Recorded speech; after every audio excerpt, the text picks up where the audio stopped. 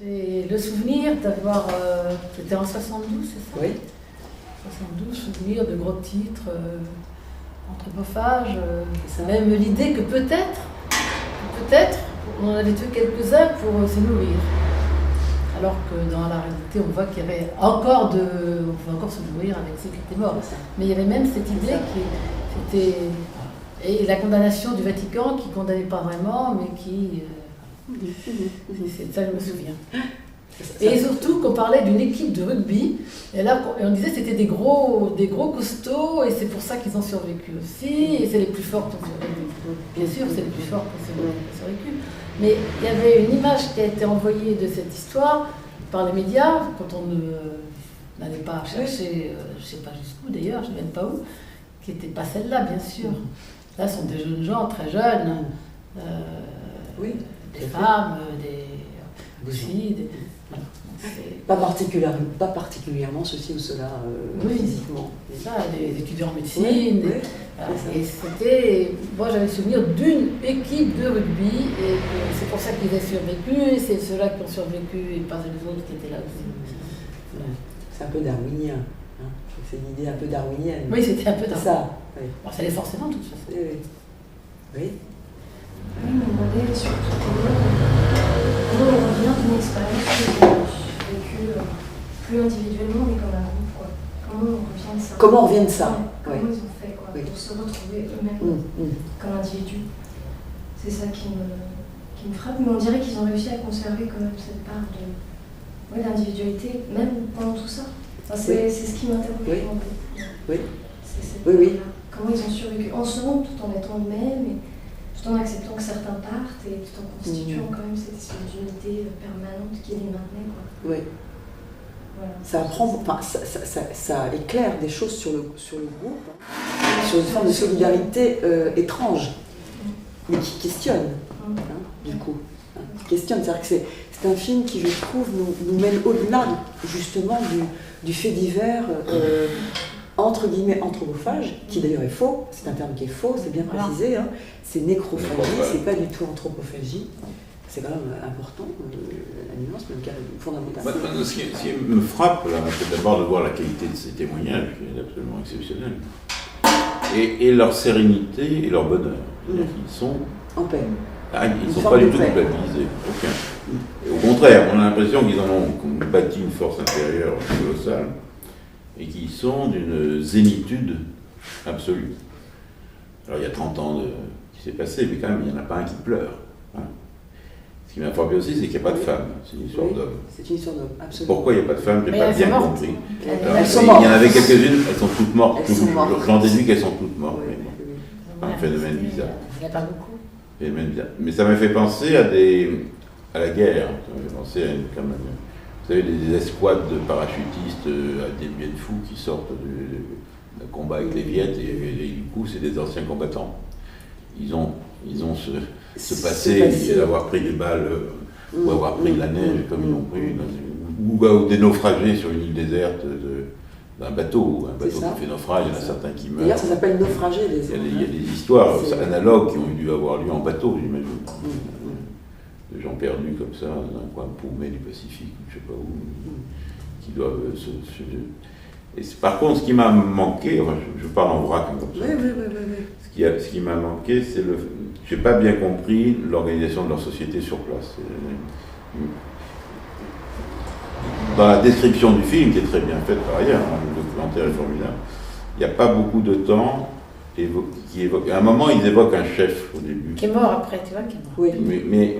Mais par la suite, on ne comprend pas bien comment s'organise le groupe, quoi, quels sont les rapports de force. Et j'ai un peu l'impression qu'on oublie, ou qu'on passe sous silence, qu'on nous cache quelque chose, peut-être, sur les tensions qui ont dû exister quand même, et les rivalités. C'est un peu idyllique, on a l'impression que c'est assez lisse. C'est un peu lissé. Oui, que c'est policé, par le temps peut-être. Du coup, les gens n'ont pas envie de ressortir ça. Le terme qui revient, je crois, c'est équitable, hein, tout le temps. C'est-à-dire des rations équitables. Sans ça m'était voilà. Et il y a un moment donné où c'est évoqué. Dentifrice. Voilà. Il y a eu un vol de dentifrice. Le dentifrice. Et il dit si on n'est pas des meilleures personnes, Oui, mais justement, alors on va tous mourir. on aimerait bien savoir pourquoi et qui. Est-ce qu'il s'est dénoncé le gagnant du fils ou pas? Oui, non, mais est-ce qu'il y a eu une suite au crime qu'a fait la police? Mais c'est ça la question qui reste en suspens. Je pense que quand ils disent justement que cette histoire leur appartient, ça montre bien qu'il y a toute une phase, toute une partie qui ne donneront pas de toute façon. C'est ça. Qui est à Oui, eux, et je oui, pense que c'est oui, ça oui. leur force du coup. Ils s'en foutent d'être compris, c'est ce qu'ils Voilà. disent. hein. Ils ne cherchent pas à se Ils s'en foutent justifier, d'être il n'y a pas du tout de justification dans ce qu'ils ont fait, Voilà. et ils n'essayent pas de donner de pistes non plus pour qu'on trouve ces justifications, je pense. Qui restent vraiment dans le flou, Oui. et que c'est vraiment voulu pour le coup. Il y a certaines choses qui restent non dites. C'est ça. Oui. Autrement, au sujet du dieu des Andes, j'ai pas l'impression que tous les survivants aient eu la même perception de ce dieu des Andes. Je pense que certains étaient vraiment chrétiens au départ, et ils le sont restés sûrement, et puis d'autres ne l'étaient pas, mais je suis pas sûr que l'aventure ait donné une idée de la divinité particulièrement. Enfin, je sais pas. Mais le dieu des Andes, comment vous l'entendez, vous? Mais quoi du Le dieu des Andes, les dieux des Andes. Le dieu des Andes, il en parle à la fin. Oui, comment vous l'entendez, cette chose? J'ai le sentiment qu'ils l'ont créé en partageant ça. C'est ça? Qu'ils l'ont créé, C'est ça? ce geste symbolique. Oui. Oui. Non, je ne veux pas. Ouais, ça reste quand même une société espagnole très imprégnée de catholicisme. Il n'y avait pas l'équivalent en France dans les années 70. On est dans un peu. Vous pouvez peut-être trouver ça encore en Espagne dans les années 70, mais sûrement pas en France. Parce qu'on est quand même post-68 heures et ils ont des gueules de Che Guevara. Quand ils sortent de la conférence de presse, on a l'impression d'être avec des pique-niques extraordinaires. Mais il y a cette culture catholique qui les imprègne de leur école, leur collège irlandais, où ils ont fait leur école de rugby d'ailleurs, par hasard, britannique et tout. Et il y a cette religiosité qui pour moi, sur la télé, tout ça, que je ne comprends pas. Donc tous les discours du réalisateur, ce qu'on pense de la scène et des vocations de Dieu, du Christ, pour moi ça me laisse froid complètement. Ah non, parce que c'est ça qui les a justifiés. C'est ça qui les a justifiés. Ils ont essayé de trouver Oui, mais pour moi c'est de la comédie. Oui, bien sûr, mais il faut bien se raccrocher à quelque chose. Et c'est là où il dit d'ailleurs, sur la scène, il a été très bon. Il a été très bon. Donc ça prouve bien qu'il joue la comédie. Mais qu'il a été excellent, mais il est excellent parce qu'il a parlé de ce qu'il fallait par rapport à la culture de son pays pour se faire accepter et faire accepter les survivants par son environnement. Il a trouvé le biais génial de la religion, mais est-ce qu'il l'a manipulé ou est-ce que c'est sincère? Je n'en sais rien. Je pense qu'il y a deux plans. Je pense que c'est cette façon de faire par rapport au monde, cherche à clore la discussion là-dessus, c'est-à-dire à ne pas rentrer dans le débat sur l'anthropophagie justement, mais de faire une métaphore, enfin une parole qui réfère à la Bible pour que quelque chose s'arrête au niveau intérêt mondial, caméra braquée sur ces personnes qui ont mangé de la chair humaine. Bon, ça c'est le premier plan. Je pense qu'il y en a un deuxième, qui est dit d'ailleurs, il me semble, qui est que c'est cette référence quand même biblique à la communion qui leur a permis aussi de franchir le pas sur place et de le faire sur place. Hein. C'est pas seulement en conférence de presse. C'est in situ, in vivo, c'est-à-dire... certains le disent, mais... Hein, c'est ce lien entre le réel de la chair humaine dévorée hein, et la référence au texte qui permet finalement et d'y aller, c'est-à-dire de pouvoir passer à l'acte, hein, de pouvoir... voilà, c'est ce nouage entre le réel et le symbolique, en fait. Qui permet d'avaler finalement, hein, que ce soit avalé hein, et digéré, si on peut dire, parce que ça rejoint ce que vous disiez, il me semble, que j'ai envie de dire, une paix, aussi une digestion de l'histoire, c'est aussi de la viande, c'est cette chair humaine digérée, et de passer, comme ils disent, c'est très beau, de la tragédie à l'histoire. Hein. que ce temps, ces 30 années, ont permis de faire passer de la tragédie à l'histoire. Et que c'est une sorte de transmission aussi, avec les générations, les enfants, hein, des morts. Enfin, c'est très fort cette scène où ils sont ensemble et il me dit les parents sont en vous, enfin, vous les portez en vous, quand même époustouflant. Enfin, ça c'est inédit quand même, hein. C'est vraiment un moment très inédit dans la Bible. Je ne sais pas s'il y a un tabou par rapport à la mort humaine dans la Bible. Ah, bah oui, tu ne tueras point déjà. Pour ceux qui sont morts déjà. Est-ce qu'on peut les manger? Ça n'est pas indiqué. C'est des choses dont on ne veut pas parler, parce que ça vient du vérité. Oui, je veux dire, c'est sûrement pas le premier événement comme ça, certainement pas, mais ça ne se dit pas, ça n'est pas visible. Et là, ça a forcément été visible, puisqu'il fallait bien comprendre comment ils avaient survécu, puis qu'eux-mêmes n'avaient pas forcément voulu le cacher. Ils n'étaient pas. Je pense que justement, le groupe s'est justifié avant même de redescendre dans la vallée. Ils savaient déjà qu'ils avaient raison de le faire et qu'il y avait les parents, il y avait les enfants, il y avait tout ça, et que ne pas le faire, ça aurait été quelque part, se laisser mourir, ça aurait été ça. Il y a cette question très intéressante au début du réalisateur de dire si c'était un groupe de pauvres par rapport à cette élite bourgeoise des quartiers chics de Montevideo formés à l'école irlandaise. Et en réfléchissant à ça, je me dis que peut-être l'histoire aurait été différente. Certainement. Parce qu'ils ont agi avec leur esprit cartésien rationnel, d'une part de jeunes éduqués et supérieurs, qui étaient capables de former un raisonnement et d'intellectualiser le problème de la nourriture, et deuxièmement avec les certitudes de leur classe bourgeoise. C'est-à-dire qu'ils avaient le droit de le faire, ils se sont donné le droit de le faire parce qu'ils venaient de l'élite. Et il n'est pas sûr que quelqu'un du peuple, comme on dit, et se soit donné cette autorisation. Il l'aurait peut-être fait. Et il aurait eu le tabou de sa classe qui aurait été. Peut-être que je fantasme, et que dans la même situation, les mêmes causes auraient créé les mêmes effets. C'est la question de Gonzalo. C'est vraiment la question de Gonzalo. Est-ce qu'en effet. La bonne conscience de classe, et dit bon, je m'en tape. Le côté aussi à l'américaine. Soyons efficaces, je suis au Far West, il n'y a qu'une chose à faire, je suis américain, je fais. Oui. Alors que les Américains, ils sont directs, les Américains du Nord, mais aussi les Américains du Sud. C'est un autre monde. On agit, on est cow-boy, on ne se pose pas des questions, on n'est pas des intellectuels à 100%. Et on ne va pas faire un colloque d'intellectuels sur le sujet, on va faire un colloque de réalistes. Et j'avance sur le réalisme et je prends ma décision en groupe. Personne n'est contre, n'est-ce pas? Personne n'est contre, paf, et on avance. C'est vrai que ça pose la question non seulement du franchissement du tabou, mais aussi du mode.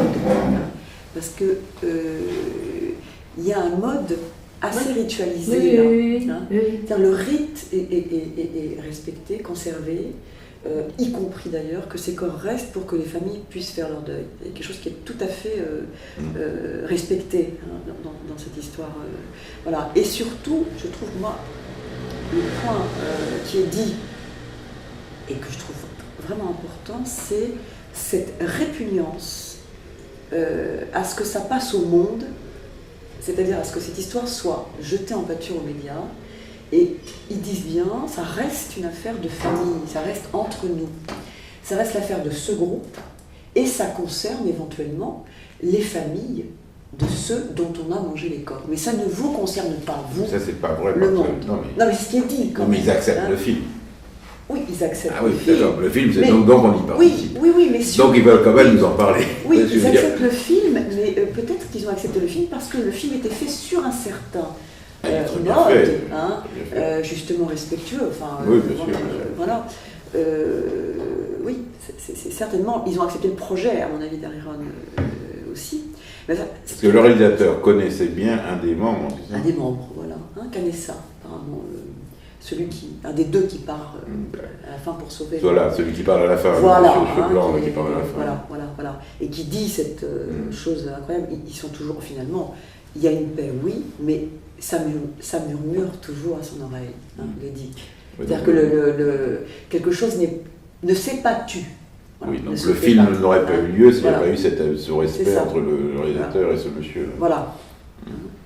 C'est une histoire comment dire, humaine, d'entendement, apparemment. Oui. Moi, je voulais revenir sur le côté, on disait en début de discussion, ils sont relativement zen ou... Oui, oui. Je suis pas tout à fait d'accord en fait. Sur Oui. zen. Oui. Sur le côté tranquille. Alors effectivement, il y a le passage du côté de l'histoire et ils peuvent avoir un décalage par rapport à ce qui s'est passé.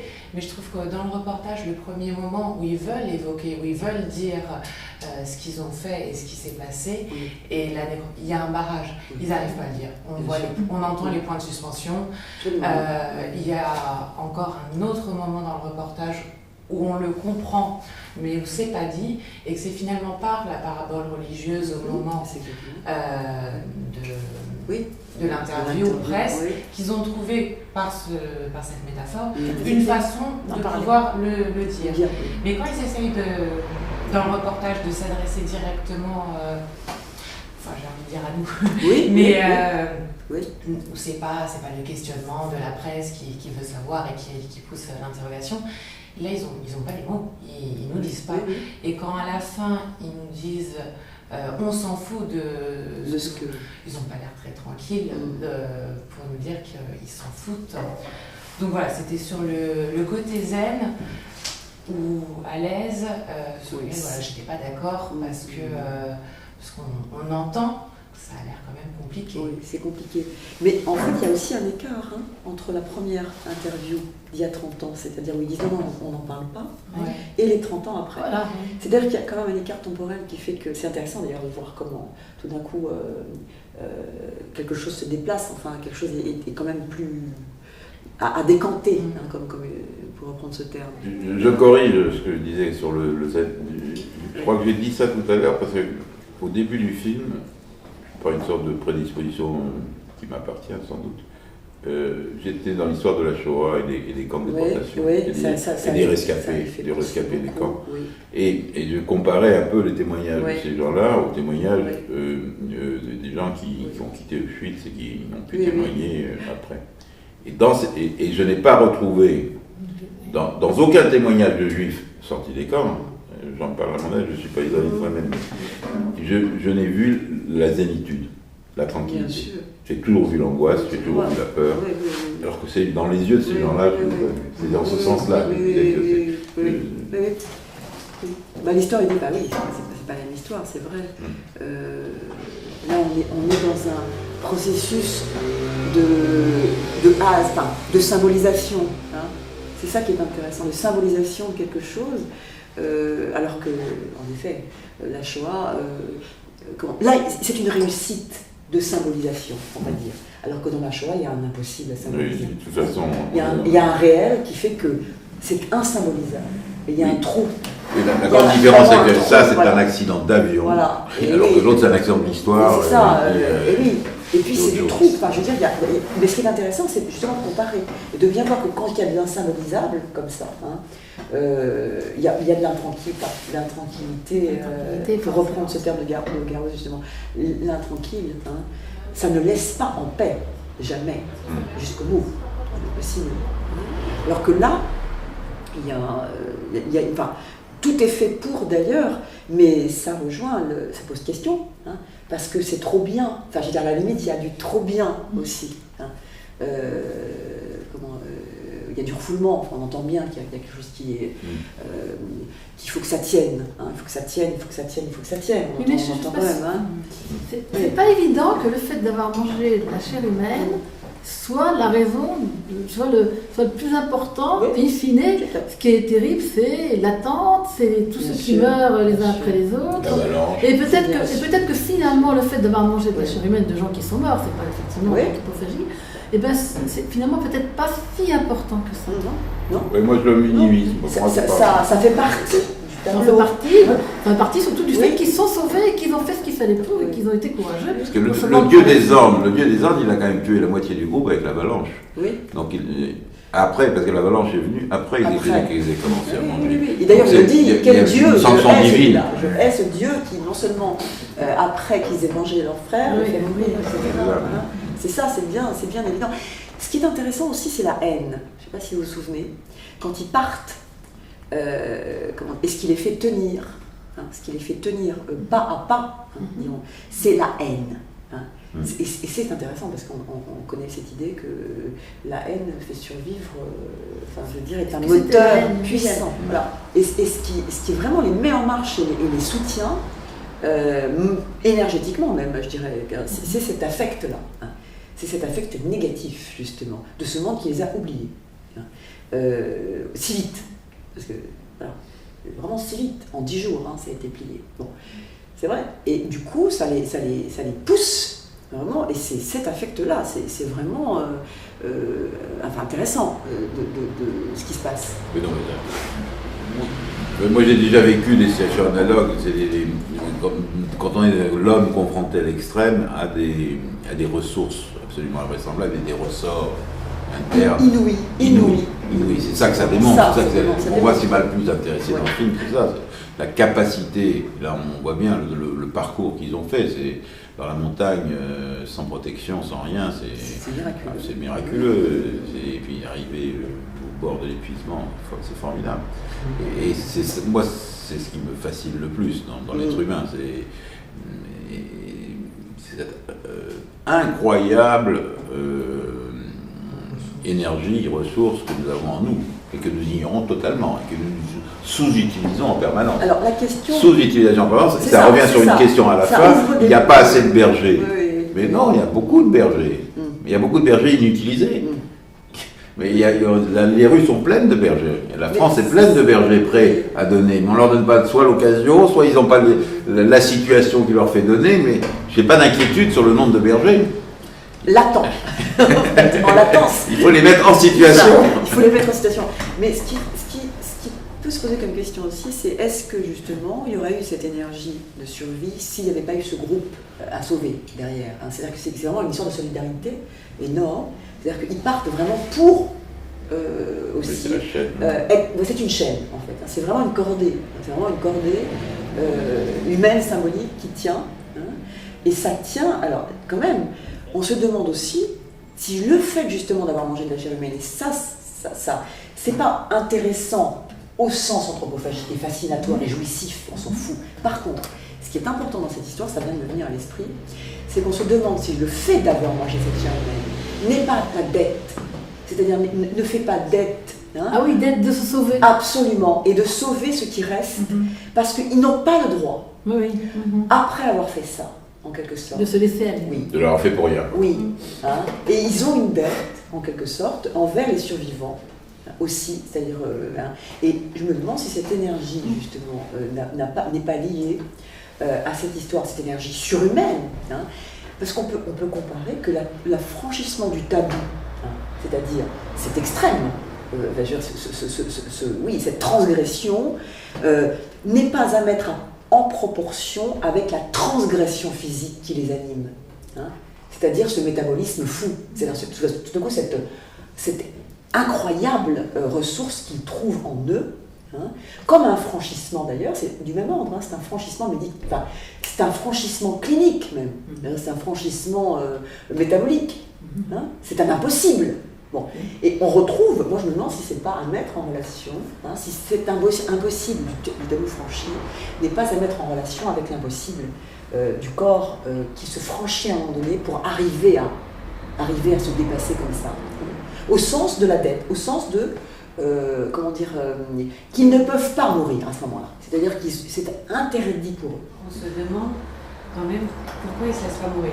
Comment ils font tenir. C'est ça. Et on entend à certains moments qu'ils évoquent des notes de désespoir dans leur... Oui. Mais c'est pas du tout sur le devant de la scène. Non. Alors que quand on regarde ce qui se passe, facilement on a cette idée-là. Oui. Et c'est vraiment intéressant parce que moi, cette idée du franchissement vient de me venir là, liée justement au tabou et à la ressource qu'ils trouvent en eux. Mais comme ça leur interdit de mourir, en quelque sorte, d'avoir absorbé, ça leur a fait interdit. Finalement, ils le payent au sens fort du terme, c'est-à-dire que ce franchissement du tabou leur interdit de mourir. Voilà, on pourrait dire. Et que donc, ils refondent l'interdit. Bon, ils se sont déjà interdits de mourir en le faisant. Déjà, le fait de faire, c'est qu'ils s'interdisent de mourir. Ah non, c'est pas du même ordre. Pour moi, ils veulent vivre. C'est pas la même chose. Hein. Vouloir vivre et s'interdire de mourir, c'est pas tout à fait. Mais c'est aussi une belle jeunesse qui a envie d'aller croquer les jeunes filles en mini-jupe. C'est pas. Ils le disent. Il y a deux plans. Ils pensent à l'herbe verte et aux jupes qui raccourcissent. C'est ça, ça leur donne une envie de revenir. Le moteur de la vie se déplace, c'est pas les mêmes. Vouloir vivre et s'interdire de mourir pour sauver, etc., en fonction d'une dette, en fonction de. Il y a un avant et un après manger la chair humaine. Et ça, je trouve que c'est important comme nuance. C'est pas la même chose. Ça pousse. Autrement, aussi, ce que je trouve intéressant et qui relativise l'importance de la mort, c'est aussi l'expérience qu'ils font au moment de l'avalanche, quand certains se voient mourir, et leur énergie qui monte. Ça, c'est extraordinaire. Parce c'est un beau passage. C'est extraordinaire, parce que ce témoignage... Quand on frôle la mort, et on y va avec délice. Exactement. Et on ne veut pas revenir. Et quand ils réintègrent leur corps, c'est un regret, presque, comme ils disent. Donc il se passe bien quelque chose là. Un nirvana, sous la glace. Oui. On a plusieurs témoignages de ça d'ailleurs. C'est l'ivresse de l'asphyxie aussi, en fait. C'est quand pas pareil de mourir de froid que l'asphyxie. Quand on manque d'air sous l'eau. Mais il y a une femme qui fait cette expérience, je sais plus, Florence, je me rappelle plus son nom, qui est partie, j'avais vu un reportage sur cette femme qui est partie dans le Grand Blanc justement. Traverser le pôle Nord à pied et seule. Et elle disait très bien qu'au bout d'un moment, elle est trop loin. C'est-à-dire que ce qui fait vertige, et vertige mortifère quasiment, c'est d'y rester. Une espèce de fascination abyssale comme ça. Vraiment, de franchir un seuil. Et quand ce seuil est franchi, eh bien, on ne veut pas revenir. On a du mal à revenir. Il y a des témoignages comme ça, tout à fait fascinants. Et qu'il faut rappeler, c'est-à-dire qu'il faut rappeler la personne qui a franchi pour dire hey, tu reviens, parce que sinon c'est le coup du grand bleu aussi, l'apnée, d'y aller toujours plus loin. Une espèce de franchissement qui est tout à fait... Ce qui est fascinant, c'est qu'il y a 3-4 témoignages sur le même sujet qui disent la même chose avec leurs propres mots, et ça fait une petite histoire qui est très bien faite. C'est un film limite, c'est un film sur la limite, le franchissement bien sûr est la limite, mais qui fait entendre de l'inouï. C'est un témoignage très rare que des survivants comme ça nous disent des choses. C'est pour ça que c'est un film que je trouve extraordinaire. C'est une histoire qui a eu il y a 40 ans. Et je me demandais, parce que quand même des militaires qui se sont occupés de les sauver, on les voit, je pense. Je me demande s'il n'y a pas des archives militaires qui vont ressortir un jour. Des images, des documents filmés. De cette histoire, sur cette histoire qui n'ont pas été montrés. Là, il a eu accès à certains trucs quand même. Oui, mais c'est possible, il y en a eu d'autres encore. Oui. Quand on se posait la question de savoir comment ils ont vécu au jour le jour. Oui. En tout cas, c'est un film sur l'impossible. Il n'y a pas eu de juge d'instruction. Il n'y a pas eu d'enquête. Non, mais c'est étonnant. Oui. C'est étonnant. On aurait pu imaginer. Oui, c'est ça, qu'il y aurait eu enquête pour y. Bah oui, quand même. Oui. Non, je pense qu'il y a un consensus quand même pour dire. Oui. Un miracle. C'est le côté religieux. C'est un miracle, alors on ne touche pas au miracle. Non, mais il y a un consensus pour dire qu'est-ce qu'il pouvait faire d'autre, en fait. Sans doute que. Oui. Je te dis, je me souviens simplement de cette interrogation de la presse à l'époque sur. Et peut-être qu'ils en ont tué certains parce qu'ils n'avaient plus assez à manger. Oui, donc ça c'est le truc. C'est ça qu'on ne dit pas. Et apparemment, là, c'est pas du tout ce qui ressort. C'est ça. Ce qui restait encore de la nourriture. C'est-à-dire que c'est l'imaginaire qui se met à fonctionner aussi en fonction de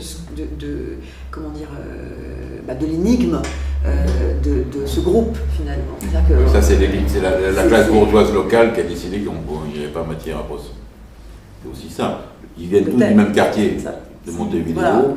Il y a une réunion des familles. Ben oui, il y a une réunion des familles. Si une famille avait pu à se plaindre, elle aurait pu déposer plainte. Oui, mais tu peux Aucune famille n'a déposé plainte. Non, mais il ne peut pas y avoir de plainte. Il y a des c'est gens rien. qui arrivent qui sont exempts, ils n'ont plus rien. Oui, mais ceux qui sont morts, Mais oui, on ne sait pas comment ils sont morts. Je pense que c'est un cas qui fait jurisprudence, justement. Je pense que c'est un cas qui ne peut pas être traité comme bien sûr. Ouais. C'est un comment dire, un phénomène. C'est un phénomène, voilà, qui est inouï, voilà, inédit, complètement inédit. Forcément, ça ne peut pas être traité. Et ça ne peut pas être repris dans un mécanisme, comment dire, de fait divers, voilà. C'est-à-dire que là, on franchit. On n'est plus dans le fait divers, hein. Ça rentre dans l'histoire. Mais le pilote de l'avion qui demandait à être tué par son pistolet, oui.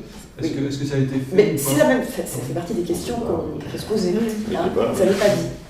Ça n'est pas dit. On peut le supposer. Il n'a pas répondu. Mais ça fait partie de la question, la même chose que vous interrogez tout à l'heure, le coup du dentifrice.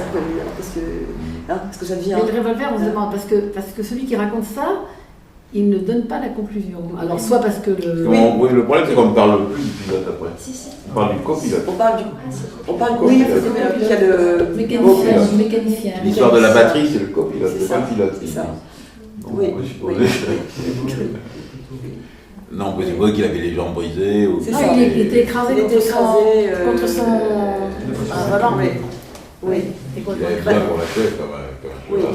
mais ce qui est intéressant, si on revient à la question d'Ariron sur Dieu, justement, hein, parce qu'Ariron dit Dieu. Bon, on pourrait aussi dire l'idée de Dieu, parce que mais il ne le dit pas comme ça, hein, justement. Il dit dans certaines circonstances, l'idée de Dieu est requise, est nécessitée. Justement, dans les cas extrêmes de ce genre-là, hein, on entend bien quand même comment, et ça c'est tout à fait indépendamment d'être croyant ou pas, comment, justement, dans ce type de situation extrême, tout d'un coup, il faut qu'il y ait de l'autre. En gros, il y ait un autre. Hein, un autre qui vous pense. Et là, ils sont coupés du monde entier. Plus personne ne les pense, en fait. Hein. Et c'est au moment où plus personne ne les pense que surgit, pour eux, apparemment, une nécessité d'être pensé par le seul qui reste, en fait. Il ne devrait pas abandonner. Oui, voilà. Mais comme une idée, c'est-à-dire que justement, il faut qu'il y ait du placement. Le mythe arrive. Hein, c'est la fiction, la fiction d'un autre qui resterait à les penser, hein, qui serait Dieu, en quelque sorte. C'est là où ça vient de se poser, Dieu, finalement. Hein. C'est quand il y a une coupure complète avec le reste du monde. Hein. Je trouve que c'est exemplaire que ce film montre bien cette nécessité et d'où elle se source, vraiment. Ils disent bien, ils sont abandonnés du monde, hein, tout d'un coup c'est terminé. Et alors, la coupure aussi, ce terme qui revient souvent, la coupure, hein, c'est très beau. Couper du monde, ensuite ils coupent les corps, hein. Il y a une coupure comme ça qui est en jeu, radicale. Et une coupure avec les rites, les modes, avec tout ce qu'on peut imaginer de faire sens. Moi, je pense que le chef a eu beaucoup d'importance, et les plus âgés ont eu d'importance. Oui. Et que c'est parce qu'il y avait beaucoup de jeunes et quelques plus âgés que ces plus âgés ont pu faire régner un peu quelque chose d'organisé, etc. Oui. Je pense que c'est ça. Ce qui est vraiment aussi qui émerge, c'est la nécessité de rationaliser, hein, très fortement. C'est-à-dire que la médicalisation, au moment où ils coupent, hein, c'est fort à un moment donné, c'est pour avoir des minéraux, du calcium, etc. Ah oui, le grattage de l'os, ça c'était incroyable. Ah, c'est quand même. Parce qu'à ce moment, arrivé là, on entend vraiment. Justement, on gratte l'os, justement. C'est vraiment voilà, ce qui reste. Hein, voilà, jusqu'au bout. Et c'est le squelette qui apparaît. Oui, on est au squelette, on est arrivé à l'os. Voilà. Au cœur. Voilà. Et comme ça, plus spontanément, qu'est-ce que vous pensez du film? Moi, je trouve d'excellente qualité. C'est un très très beau film. Je crois que les gens sont très, très bien filmés, les interviews, ça fait partie. Il a un talent pour interviewer les gens, ce réalisateur. On voit bien, on a maintenant beaucoup l'habitude, avec tout ce qu'on voit à la télé, on sait juger la qualité des interviews. Et ça fait partie des très grands intervieweurs, tous les manifestement. parlais tout à l'heure de la Shoah, Lanzmann, il est de la qualité des interviews de Lanzmann. Bon, content d'entendre ça. Non, c'est vrai, c'est très bien fait. C'est très bien fait. Les gens ont le temps de parler. Ils ont le temps de parler. On a le temps. On n'est pas sans arrêt à vouloir faire dire quelque chose aux gens à toute vitesse. Ils vont à leur rythme. Ça sort quand ça doit sortir. On y revient. On a plusieurs angles de vue. On a plusieurs points de vue sur le même sujet. C'est bien enchaîné, c'est bien monté. Donc, je trouve ça le mélange entre les images d'archives et les reconstitutions et les témoignages, tout ça s'enchaîne très très bien, on s'ennuie pas une seconde. Non, c'est un beau produit. Enfin, bon, bravo chef, c'est très bien. Je trouve que c'est un film qui, comment dire, c'est aussi le choix que j'ai fait de vouloir le montrer ici. C'est un film qui, quand même, provoque des bascules intérieures, qui ouvrent sur des choses étonnantes intérieurement. C'est qu'il y a avant et après. C'est qu'il y a avant le film et après le film. Je ne sais pas si vous le ressentez plus ou moins ce que je raconte là, mais il y a quelque chose qui se passe. Voilà. Quelque chose se passe, se produit. Très bien résumé, un très bon film. Et je trouvais qu'il y a une très belle esthétique aussi au-delà du documentaire en fait. Oui. On aurait pu avoir quelque chose d'assez basique et assez froid, et en fin de compte, l'esthétique, elle est vraiment. Il y a un vrai travail dessus aussi qui est vraiment très beau. Oui. On est au-delà du reportage, c'est ça. Vous pouvez penser aussi que les Robinson Crusoe, c'était l'histoire ancienne quand il y avait des parties de territoire qu'on ne connaissait pas. Et en fait, c'est un peu. Une forme de Robinson Crusoe aussi. Oui. En pleine modernité, c'est ça. Mais surtout en plein désert glacial, ça c'est la différence avec quand on vit ou d'autres histoires. Là, il n'y a pas de ressources. C'est ça qui est. C'est glaçant. Spécial, c'est glacé. C'est qu'il n'y a pas de ressources. Ils sont là, ils n'ont même pas de quoi faire chauffer quelque chose. Ils sont dans un bout d'avion dans lequel il n'y a même plus de batterie. Enfin, je veux dire, il y a des allumettes pour fumer la cigarette. Les cigarettes, c'est ça. Ils ont gardé des cigarettes et des briquets pour allumer jusqu'au bout. Mais ce qui est très sont rationnées les cigarettes. Il y en a beaucoup, Il y a une réserve dans la Bon, ce qui est frappant aussi, c'est l'affaire d'efface pas. C'est fort aussi parce que ce blanc nous ramène dans le réel à l'effacement, au risque d'effacement, mais réalisé. Pour le coup, c'est plus métaphorique du tout. C'est-à-dire que on est dans de l'effacement, promis à l'effacement. C'est vraiment le blanc qui. Et on ne voit plus, d'ailleurs, on ne les voit plus. C'est fini. Ils sont confondus avec la montagne. C'est fini. Ils sont pris dans le réel de la montagne. D'ailleurs, le moment où ils retrouvent du chemin, de l'eau, des cailloux, qui a un peu de verre. C'est fou, ça change tout. C'est la bascule, c'est très fort ce moment-là, je trouve. Ce moment, c'est très émouvant aussi. Ce retour, tout d'un coup, c'est à la vie. À ce qui fait style de vie, finalement. Voilà. Un parti pris du réalisateur aussi, c'est qu'on fait parler les survivants, on ne fait pas parler les familles des non-survivants, les familles des disparus. Oui, c'est vrai. Non, on ne les fait pas parler. Moi, j'en ai pas souvenir. Oui, c'est un point qui reste occulté. Et donc, et c'est pour ça que je dis, est-ce qu'on veut nous cacher quelque chose? C'est pour ça que je répétais, qu'est-ce que les autres familles ont à dire? Et quelque part, j'aurais bien aimé, en tant que documentaire, avoir cette perspective-là, avoir leur témoignage à eux.